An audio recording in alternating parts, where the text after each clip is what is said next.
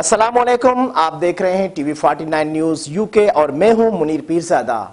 आइए आपको ले चलते हैं आज की खबर की जानिब। Director general agriculture research centre Jam Mohammad के नूर मोहम्मद बलोच ने सकरण गंदम रिसर्च इदारे का विजिट किया। इस मौके पर सकरण गंदम रिसर्च इदारे के सीनियर साइंसदान इमदाद अली विसरो, जफर अली खोखर, दीगर अफसरान और फील्ड से मुंसलिक मुलाजमों से गंदम की जिनसों पर होने वाली ज़राई तहकीक पे बातचीत की। और जबकि डायरेक्टर जनरल ने गंदम के बेहतरीन बीज पे मज़ीद ज़्यादा काम करने की हिदायत दी ताकि आम काश्तकार को बेहतर फ़ायदा मिल सके। इस मौके पर गंदम के रिसर्च इदारे के रिहायशी कॉलोनी का भी दौरा किया, जहां इदारे की ज़मीन पर कब्जा माफिया के खिलाफ एक्शन लेने की हिदायत भी जारी की।